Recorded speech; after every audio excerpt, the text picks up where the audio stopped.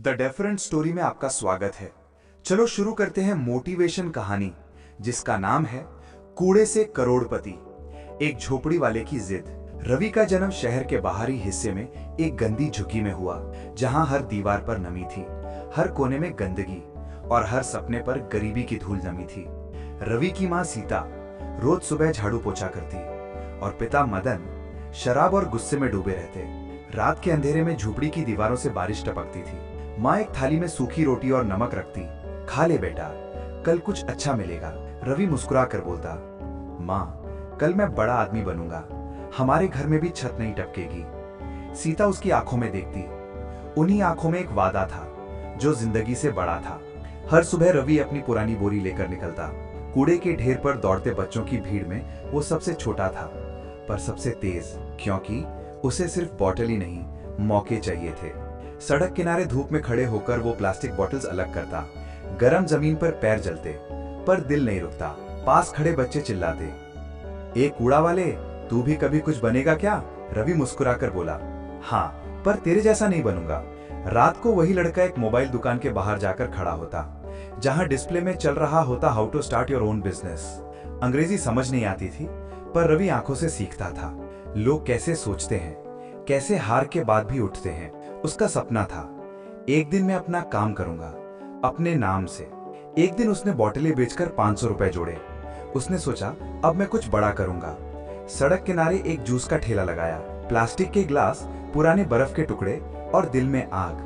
पहले दिन बारिश आ गई, ठेला पलट गया, सारा पैसा गया। लोग हंसे, कूड़ा वाला बिजनेस करेगा, अरे तेरे नसीब में यही लिखा है। रवि के आंसू बरसात में मिल गए।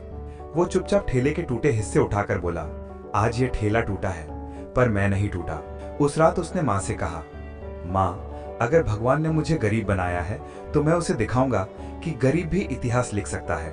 सीता ने बस इतना कहा, बेटा याद रखना, मेहनत कभी हारती नहीं, बस देर से जीतती है। रवि ने कूड़े से प्लास्टिक के खिलौने बनाना शुरू किया। वो टूटी हुई कारें जोड़ता, पुराने बोतलों से ट्रक बनाता और बच्चों को सस्ते में बेच देता। धीरे धीरे बच्चे उसे प्लास्टिक मैजिक भैया कहने लगे। वो रोज नई चीजें बनाता, सोशल मीडिया पर फोटो डालता। एक दिन एक एनजीओ की लड़की मीरा आई। वो बोली, तुम्हारे खिलौने तो शानदार है रवि, क्या तुम बच्चों के लिए कुछ और बना सकते हो? रवि ने कहा, हाँ, लेकिन मेरे पास टूल नहीं है। मीरा मुस्कुराई, हम तुम्हें टूल देंगे, तुम हमें खिलौने दो। ये उसकी जिंदगी का पहला बड़ा मौका था। एनजीओ ने उसका वीडियो इंस्टाग्राम पर डाला, वो वायरल हो गया। टीवी चैनलों ने खबर चलाई, कूड़े से खिलौने बनाने वाला लड़का। माँ सीता टीवी देख रही थी, आंसू आंखों से बह निकले। ये मेरा बेटा है, यही वो रवि है जो टपकती छत के नीचे पैदा हुआ था। वो पहली बार खुद पर गर्व महसूस कर रही थी, पर रवि नहीं रुका। वो जानता था कि ये बस शुरुआत है। उसने तय किया, अब वो इस छोटे काम को बड़ा बनाएगा। वो चाहता था कि हर गरीब बच्चे के पास खिलौना हो, भले ही वो अमीर का ना हो। अब रवि 20 साल का हो चुका था। उसका नाम अब सोशल मीडिया पर प्लास्टिक मैजिक भैया के नाम से जाना जाने लगा था। पर वो अब सिर्फ खिलौने भी बनाना चाहता था। वो एक सपना देख चुका था, मैं एक ऐसी कंपनी बनाऊंगा जो कूड़े से खजाना बनाएगी। उसने एक पुरानी छोड़ी हुई गोदाम किराए पर ली। वहां टूटी मशीनें थी, चूहे भाग रहे थे और दीवारें टूट चुकी थी, पर रवि ने वही जगह चुनी। वो बोला, जगह नहीं बदलनी, किस्मत बदलनी है। वो सुबह 5 बजे से रात 12 बजे तक काम करता। प्लास्टिक के ढेरों में से रंग, साइज और मटेरियल अलग करता। प्लास्टिक पिघलाने की मशीनें खुद जोड़ता। हर चोट, हर जलन उसकी पहचान बनती जा रही थी। संवाद, मीरा, रवि तू आराम भी कर ले कभी। रवि, जब लोग सो रहे होते हैं तभी मेहनती लोग इतिहास लिखते हैं। धीरे धीरे उसका छोटा यूनिट चल पड़ा। कुछ लोकल दुकानदारों ने उसके रिसाइकल प्रोडक्ट्स खरीदने शुरू कर दिए।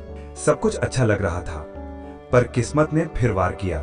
एक बड़ा व्यापारी साहू आया, रवि हम दोनों मिलकर काम करेंगे, मैं निवेश लाऊंगा, तू माल बनाएगा। रवि ने भरोसा किया। कुछ ही महीनों में साहू ने रवि के नाम से कंपनी रजिस्टर कर ली, ग्रीन ग्लोरी प्राइवेट लिमिटेड। लेकिन जब रवि ने पेमेंट मांगी, साहू बोला, अब ये कंपनी मेरी है, तू बस मजदूर है। रवि टूट गया। उसने जो बनाया था वो सब छिन गया। माँ बीमार पड़ी, मशीनें बिक गई और रवि फिर उसी झोपड़ी में आ गया जहां से चला था। रात को उसने आईने में खुद से कहा, लोग सोचते हैं मैं खत्म हो गया, पर मैं बस रुककर सांस ले रहा हूँ, गिरा नहीं हूँ। माँ की तबीयत बिगड़ती जा रही थी, वो बिस्तर पर थी। उसने रवि का हाथ पकड़ा, बेटा मेहनत हार सकती है, पर तू नहीं। जब तक सांस चलती है कोशिश चलनी चाहिए। रवि ने माँ का माथा चूमा। अगले दिन सुबह माँ चली गई। उसने बस आसमान की ओर देखा और कहा, माँ अब मैं तेरा नाम अमर कर दूंगा। रवि ने नई शुरुआत की। उसने अपने नाम से नया ब्रांड बनाया, ग्रीन ड्रीम रिसाइकल वर्क्स। वो फिर सड़कों पर गया, लोगों से प्लास्टिक मांगा। इस बार उसके साथ कुछ पुराने दोस्त भी जुड़ गए।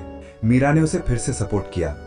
वो बोली, इस बार किसी को तुझे धोखा नहीं देना। रवि ने बच्चों के लिए इको फ्रेंडली एजुकेशनल टॉयज बनाए, ऐसे खिलौने जो सीख भी दें और पर्यावरण भी बचाएं। सोशल मीडिया पर उसका brand Eco Play India viral हो गया। टीवी चैनलों पर आया हेडलाइन, वो लड़का जिसने कूड़े से क्रांति पैदा की। टेड टॉक जैसे इवेंट में रवि को बुलाया गया। स्टेज पर वो पहली बार सूट में खड़ा था। रोशनी उसके चेहरे पर थी और पूरा हॉल तालियों से गूंज रहा था। रवि बोला, मैं कभी कूड़ा चुनता था, आज मैं मौके चुनता हूँ। फर्क बस इतना था, मैंने हार मानना नहीं सीखा। तालियों की गूंज में उसकी आंखें नम थी। वो जानता है माँ वहां नहीं है, पर उसकी आत्मा मुस्कुरा रही होगी। अब रवि की कंपनी भारत की टॉप रिसाइकिल कंपनीज में शामिल थी। उसके पास 200 कर्मचारी थे। 100 शहरों में प्रोडक्ट्स बिक रहे थे। एक दिन वही व्यापारी साहू मिला। अब वो दिवालिया हो गया था। वो बोला, रवि मुझसे गलती हो गई। रवि मुस्कुराया, तूने मेरा नाम छीना था पर मेरी मेहनत नहीं। रवि ने उसे माफ कर दिया, क्योंकि उसे बदला नहीं, बदलाव चाहिए था। रवि अपने पुराने झोपड़ी इलाके में एक नई बिल्डिंग बनवाता है। वहां बोर्ड लगता है, सीता स्मृति प्रशिक्षण केंद्र, जहां गरीब बच्चों को फ्री में बिजनेस और टेक्नोलॉजी सिखाई जाती है। एक बच्चा पूछता है, भैया क्या हम भी बड़े बन सकते हैं? रवि मुस्कुराकर कहता है, जब तक तुम सपने देख सकते हो दुनिया तुम्हें रोक नहीं सकती। सामने रवि की कंपनी की नेम प्लेट चमकती है, from garbage to glory, Green Dream Private Limited. अगर रवि कर सकता है तो तुम क्यों नहीं? रास्ते वही हैं, फर्क बस सोच का है। मेहनत करो चाहे दुनिया हंसे, एक दिन वही दुनिया ताली बजाएगी। हार मानना आसान है, लेकिन जीतने का मजा तभी है जब सबको लगे ये नहीं कर पाएगा। जिद रखो, वक्त खुद झुक जाएगा। ऐसे ही नई वीडियो देखने के लिए हमारी चैनल सब्सक्राइब कीजिए। धन्यवाद।